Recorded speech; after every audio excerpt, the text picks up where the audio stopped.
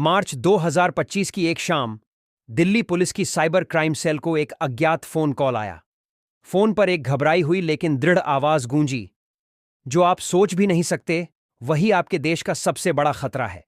एक खूबसूरत महिला हत्या की नहीं, महाविनाश की साजिश रच रही है। देश अब नहीं रहेगा। अचानक फोन कट गया।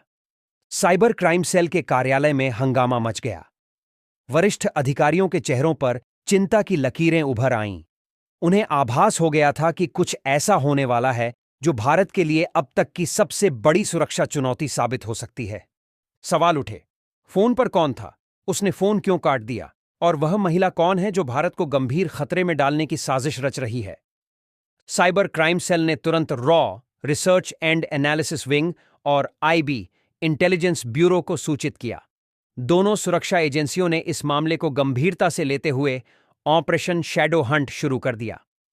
5 दिनों की अथक मेहनत, डिजिटल निगरानी और गुप्त जानकारी के विश्लेषण के बाद जो राज सामने आया, उसने देश की सुरक्षा एजेंसियों को झकझोर कर रख दिया।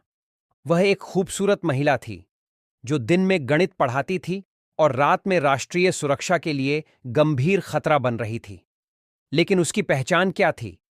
यह जानने के लिए हमें दिल्ली विश्वविद्यालय के नॉर्थ कैंपस की ओर मुड़ना होगा। दिल्ली की भाग दौड़ भरी जिंदगी में नॉर्थ कैंपस एक शांत और ऐतिहासिक स्थल है। यहाँ के प्राचीन भवनों और पेड़ों के बीच एक नाम हर छात्र के मन में रहस्यमयी छवि की तरह बस गया था। डॉ. सायरा मलिक। सायरा मलिक दिल्ली विश्वविद्यालय में गणित की प्रोफेसर, उम्र लगभग 38 वर्ष, लेकिन उनका चेहरा ऐसा था जैसे समय ठहर गया हो। वह बोलती कम थी लेकिन सुनती ज्यादा थी। गणित पढ़ाते समय क्लासरूम में एक अद्भुत जादू बिखर जाता था। वह जटिल गणितीय सिद्धांतों को इतनी सहजता से समझाती थीं कि छात्र अपने मोबाइल फोन तक भूल जाते थे। उनकी कक्षा में न तो देर से आने की हिम्मत थी और न ही एक शब्द भी चूकने की। लेकिन सबसे अधिक आकर्षक और भयभीत करने वाला पहलू थीं उनकी आंखें। वह किसी की तरफ सीधे नहीं देखतीं, बल्कि ऐसे लगता जैसे स्कैन कर रही हों, मानो व्यक्ति के भीतर कोई जटिल गणितीय समीकरण पढ़ रही हों।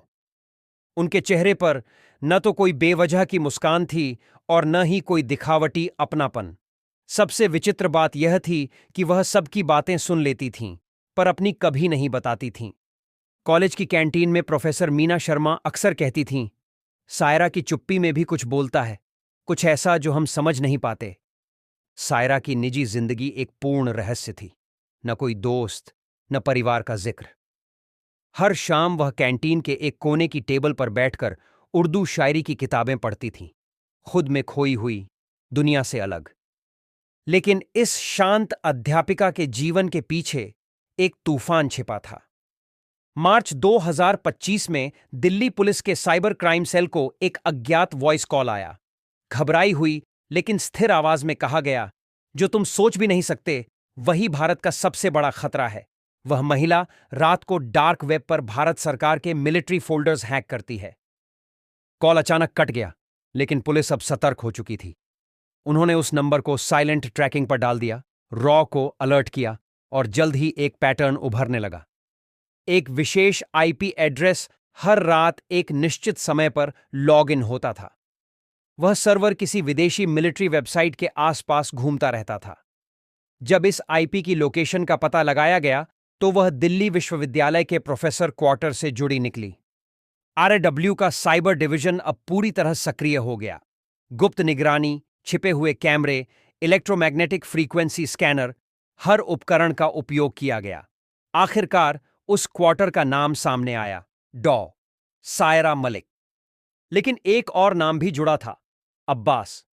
अब्बास सायरा का एक छात्र था जो कुछ महीने पहले तक कक्षा में सबसे पहले आता था और सबसे आखिर में जाता था। गणित में प्रतिभाशाली था, लेकिन अन्य छात्रों से दूर रहता था। और फिर एक दिन वह अचानक गायब हो गया। विचित्र बात यह थी कि सायरा ने उसके गायब होने पर कोई प्रतिक्रिया नहीं दी, न कोई नोटिस, न कोई फोन कॉल। लोगों ने अनुमान लगाया कि वह शायद उसका शोध सहायक रहा होगा, लेकिन दोनों के बीच का वास्तविक संबंध कभी स्पष्ट नहीं हुआ। 15 अप्रैल 2025 को एक साइबर कैफे में एक संदिग्ध व्यक्ति को गिरफ्तार किया गया। उसके पास से एक डाटा लॉगर मिला जो देश की कुछ महत्वपूर्ण रणनीतिक संस्थाओं डीआरडीओ, आईएसआरओ और आईएसओआईएस से जुड़े दस्तावेजों से लिंक कर रहा था। जब आईपी एड्रेस की जांच की गई तो वह वही निकला जो प्रोफेसर क्वार्टर से जुड़ता था। रॉ को अब पूरा विश्वास हो गया कि यह कोई मामूली हैकिंग नहीं, बल्कि भारत के डाटा सुरक्षा इतिहास का सबसे बड़ा खतरा था। इस स्थिति से निपटने के लिए आरआईवी ने अपने सबसे विश्वसनीय एजेंट को मैदान में उतारा, दिव्यांश सक्सेना। दिव्यांश सक्सेना देखने में पढ़ा लिखा, विनम्र और शांत दिखता था, लेकिन वास्तव में वह कोई सामान्य शिक्षक नहीं, बल्कि अंडरकवर ऑपरेशंस में प्रशिक्षित एक विशेष अधिकारी था। उसे दिल्ली विश्वविद्यालय में नए सहायक प्रोफेसर के रूप में नियुक्त किया गया। नकली डिग्री, झूठा अनुभव, लेकिन अत्यंत वास्तविक मिशन। उसका कार्य था सायरा मलिक के करीब जाना और जानना कि वह वास्तव में कौन है और क्या चाहती है। शुरू में सायरा ने दिव्यांश को नजरअंदाज किया, लेकिन धीरे धीरे दिव्यांश का शांत व्यवहार, गहन गणितीय ज्ञान और प्रभावशाली शिक्षण शैली ने सायरा का ध्यान आकर्षित किया। कॉफी, किताबों पर चर्चा, साथ लंच, धीरे धीरे दिव्यांश सायरा के घर तक पहुंच गया। यह पहली बार था जब सायरा ने किसी को अपने निजी क्षेत्र में प्रवेश की अनुमति दी थी। वास्तविक मोड़ तब आया जब एक शाम दिव्यांश ने कहा, तुम्हारी आंखों में एक उलझन है सायरा। ऐसा लगता है जैसे तुम खुद से ही लड़ रही हो, या शायद तुम जानती हो पर बताना नहीं चाहती। सायरा मुस्कुराई, लेकिन कोई उत्तर नहीं दिया। उसी रात दिव्यांश की निगरानी टीम ने एक महत्वपूर्ण खोज की। सायरा का लैपटॉप एक विशेष पाकिस्तानी मिलिट्री सर्वर से जुड़ा था, आईपीजेड यूनिट, रावलपिंडी। अब सच्चाई का पर्दा उठ चुका था। सायरा मलिक वास्तव में कराची के जाफर डिफेंस अकादमी की प्रशिक्षित साइबर एजेंट थी। उसने पीएचडी तो भारत से की थी, लेकिन वास्तविक प्रशिक्षण आईएसआई से प्राप्त किया था। उसका मिशन था भारत के रणनीतिक संस्थानों में घुसकर महत्वपूर्ण डाटा लीक करना। अब्बास उसका कंट्रोल रूम एजेंट था, जिसने भारतीय सिस्टम से ही उसे महत्वपूर्ण सुराग प्रदान किए थे। सायरा अब तक जो कर चुकी थी वह देश के लिए एक बड़ा साइबर खतरा था, लेकिन अभी एक और बड़ा कदम बाकी था, फेज 4 डॉक्यूमेंट्स। 18 मई 2025 रात 2:14 सायरा के लैपटॉप से अंतिम और सबसे महत्वपूर्ण डाटा लीक होने वाला था। भारत के परमाणु कार्यक्रम से जुड़ी अत्यंत संवेदनशील जानकारी। रॉ की साइबर टीम ने उसकी मशीन में एक विशेष माइक्रो वायरस इंजेक्ट किया था, जो डाटा ट्रांसफर शुरू होते ही सिस्टम को फ्रीज कर देता। जैसे ही सायरा ने टारगेट फाइल खोली, स्क्रीन जम गई। सायरा ने चौंक कर स्क्रीन की ओर देखा और तुरंत समझ गई कि खेल खत्म हो चुका है। मात्र 90 सेकंड के भीतर उसके अपार्टमेंट की छत पर एक हेलीकॉप्टर उतरा। दिव्यांश ने उसके दरवाजे पर दस्तक दी। सायरा ने शांति से दरवाजा खोला। उसके चेहरे पर कोई आश्चर्य नहीं था, मानो उसे इस क्षण का इंतजार था। तो तुम RAW से थे? सायरा ने पूछा।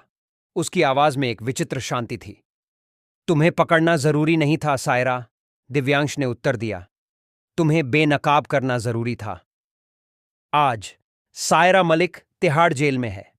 उसके खिलाफ राष्ट्रीय सुरक्षा कानूनों के तहत मुकदमा चल रहा है।